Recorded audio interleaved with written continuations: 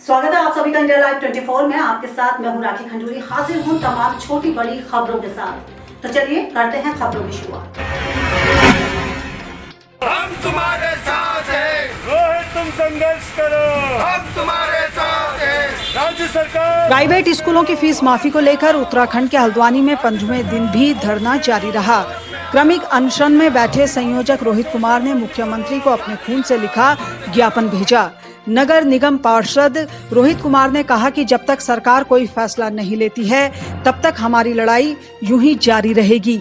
उधर धरना स्थल में ग्राम प्रधान संगठन की अध्यक्ष रुक्मणी नेगी और उपाध्यक्ष सचिन कुमार ने भी दूसरे प्रधानों के साथ अपना समर्थन धरने पर बैठे लोगों को दिया है। उन्होंने कहा कि क्योंकि आंदोलन आमजन की समस्या से जुड़ा है, इसलिए सभी प्रधान इस आंदोलन में उनका साथ दे रहे हैं। हम लोगों को इसलिए यहाँ नहीं बुला रहे हैं क्योंकि कोरोना का काल चल रहा है, जिससे लोगों को तकलीफ ना हो, परेशानी ना हो, क्योंकि लोगों का रोजगार में काम। उनसे पत्र लिख के क्या संदेश देना चाहते हैं?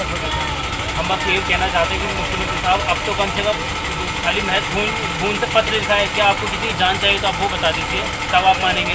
हमने इससे ये संदेश दिया है कि ये नौबत ना आए कि जान भी देनी पड़े। इंडिया लाइव 24 के लिए हल्द्वानी से शेखर नागिला की रिपोर्ट। बिहार के गया में वर्ल्ड फोटोग्राफी डे के मौके पर बिहार फोटोग्राफर एसोसिएशन के सदस्यों ने सीता कुंड में वृक्षारोपण करके पर्यावरण को संरक्षित करने का संदेश दिया। वहीं लोगों से भी वृक्षारोपण करने की अपील की। आज वर्ल्ड फोटोग्राफी डे है और बिहार फोटोग्राफर्स एसोसिएशन के द्वारा यह तय किया गया कि जैसे हमारे जीवन को जीने के लिए कैमरे की ज़रूरत है, वैसे ज़िंदगी को जीने के लिए पेड़ की ज़रूरत है।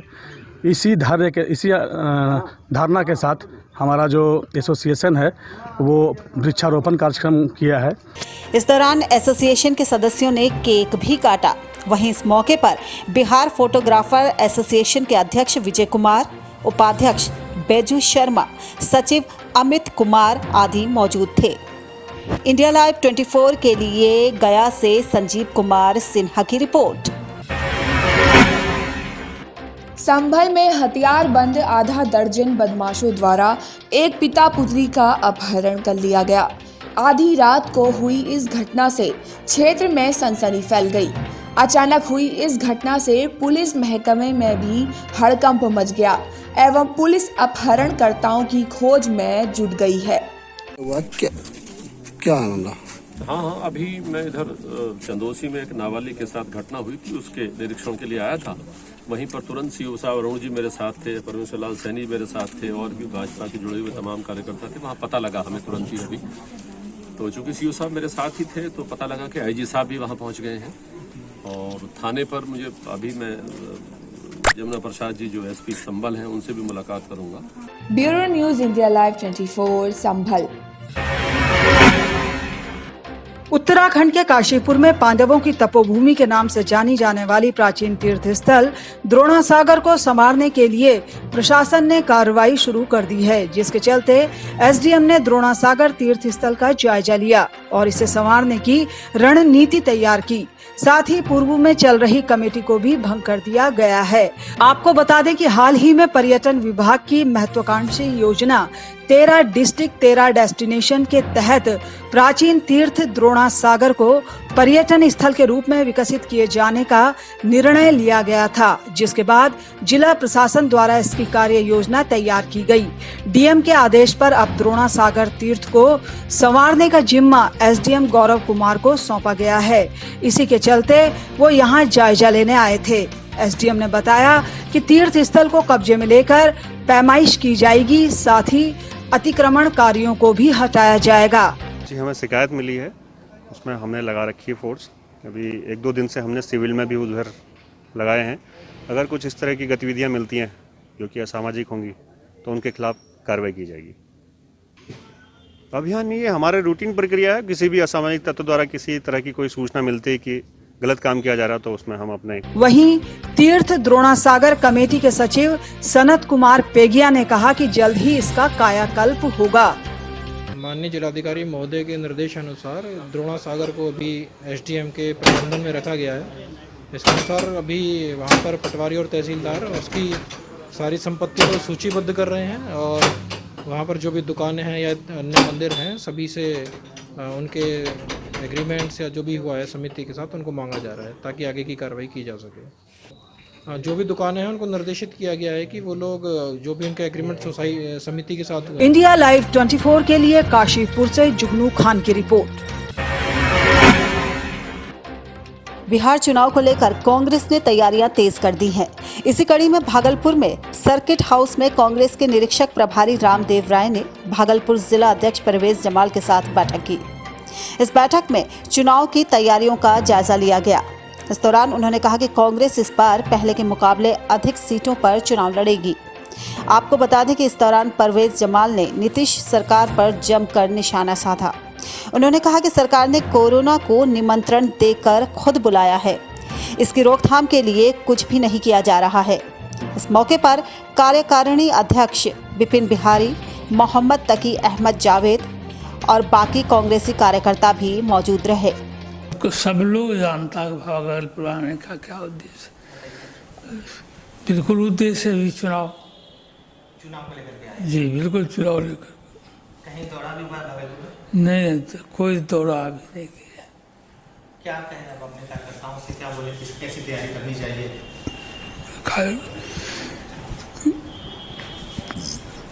इंडिया लाइव 24 के लिए भागलपुर से श्यामानंद सिंह की रिपोर्ट। और यहाँ पर हम रुक रहे हैं एक बहुत ही छोटे से ब्रेक के लिए, लेकिन आप कहीं जाइएगा नहीं, हम जल्द हाजिर होंगे।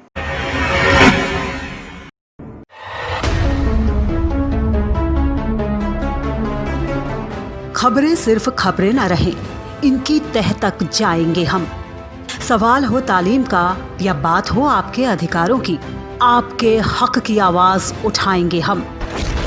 सीमा पर जवान से खेत में किसान तक, हिंद के हर योद्धा से आपको रूबरू कराएंगे हम।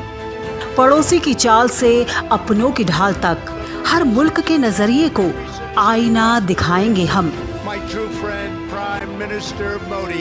आंतरिक से अर्थ तक और रक्षा से विदेश तक, आपके लिए हर नित के मायने आपको समझाएंगे हम।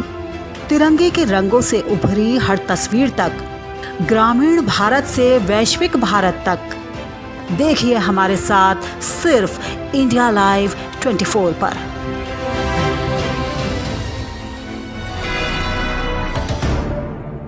ब्रेक के बाद आपका स्वागत है। चलिए बढ़ते हैं अगली खबर की ओर। अंतर्राष्ट्रीय स्वयंसेवी संस्थान लायंस क्लब छपरा टाउन और लियो क्लब छपरा टाउन द्वारा कपड़ा बैंक की शुरुआत शहर में की गई। इसका उद्घाटन डिस्ट्रिक्ट गवर्नर संजय अवस्थी और PDG lion doctor SK Pande ने किया। लायंस क्लब छपरा टाउन की सदस्यता की यह पहल है कि शहर में रोटी बैंक की तरह कपड़ा बैंक की भी शुरुआत हो, जिसके तहत अनुपयोगी वस्त्रों का उपयोग हो सके और जरूरतमंद लोगों को मिल सके। छपरा टाउन छपरा में वन ऑफ द बहुत एक्टिव क्लब है और बहुत अच्छा काम कर रहा है। बाढ़ में खासकर इन्होंने बहुत ही अच्छा काम किया है और एक क्लॉथ का भी डिस्ट्रीब्यूशन कर रहे हैं और खासकर बाढ़ में इसकी बहुत ज़रूरत होती है। बच्चों से लेकर बुजुर्ग तक के लिए कपड़े इंतजाम करके और बांटना एक बहुत अच्छा मैसेज समाज को भी दे रहे हैं कि आपके पास जो थोड़े कपड़े पुराने हो गए हैं, जो आपके पास एक्स्ट्रा है, उनको दीजिए और हम लोग जाके नीडी लोगों को पहुँचाएँगे। इनकी पूरी टीम को मेरे तरफ से धन्यवाद। बहुत अच्छा काम कर रहे हैं और इसको हम उम्मीद करेंगे इसको आगे भी लेके चलेंगे। इंडिया लाइव 24 के लिए छपरा से मनोरंजन पाठक की रिपोर्ट। उत्तराखंड के मानीला जिले में लगातार हो रही बारिश के चलते मोहान रानीखेत स्टेट हाईवे यातायात के लिए बंद कर दिया गया है। मोहान रानीखेत स्टेट हाईवे तल्ला सल्ट के पनवा घोखन चरीधार के पास पहाड़ी दरकने से रानीखेत राष्ट्रीय राजमार्ग 8वें दिन भी बंद रहा, जबकि पहाड़ी का मलबा आने से सड़क का करीब 40 से 50 मीटर का हिस्सा टूट गया है। इसी के चलते रास्ते को डायवर्ट कर वाहनों को रामनगर से चिमटा खान हरडा होते हुए रानीखेत भेजा जा रहा है। अधिकारियों के मुताबिक 31 अगस्त तक के लिए मार्ग से आवाजाही बंद कर रूट डायवर्ट कर दिया गया है। लोक निर्माण विभाग के अधिकारियों ने कहा कि मार्ग को जल्द ही खोला जाएगा। नमस्कार, मैं 31 क्षेत्र पंचायत सदस्य पनवा देवखुन खिमानंद। हमारे क्षेत्र में रामनगर टू रानीखेत हाईवे चरीधारी एवं थकलाड़ी के बीच पूर्ण रूप से क्षतिग्रस्त है। इंडिया लाइव 24 के लिए मानीला से राजेश तिवारी की रिपोर्ट।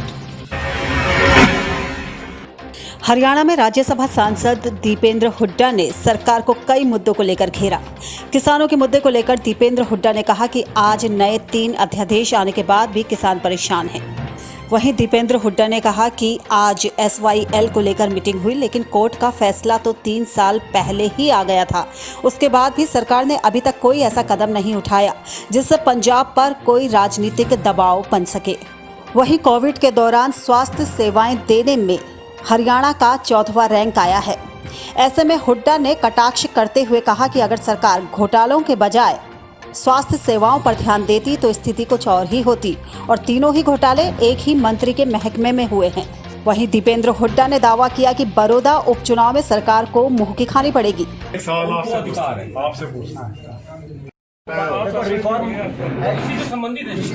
SIT बनी है, किसी का रिजल्ट निकला क्या? वो रेट तो निकलेगा, रिवेन्यू एक्ट के अंदर बदलाव होना चाहिए या नहीं? इसमें मैं बात रोकने के लिए हमें लगता है रिवेन्यू एक्ट के अंदर बदलाव होना चाहिए। मैं कह रहा हूँ कि भाई मैंने कहा आपका क्या इसमें। इंडिया लाइव 24 के लिए हरियाणा से ब्यूरो रिपोर्ट। बिहार में एटा के मिरहची थाना पुलिस ने अवैध तरीके से शराब बना रहे 3 अभियुक्तों को गिरफ्तार किया है। पुलिस ने छापेमारी के दौरान 100 लीटर कच्ची शराब, 500 लीटर लहन और 5 किलो यूरिया समेत शराब बनाने के उपकरण बरामद किए हैं। इंडिया लाइव 24 के लिए एटा से आमिर खान की रिपोर्ट।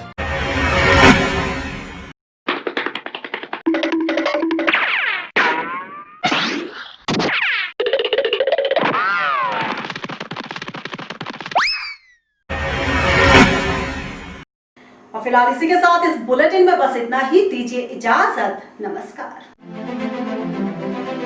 खबरों की भीड़ में छूट न जाए खास खबर। सियासत के रंगों में आपकी आवाज रहे बुलंद।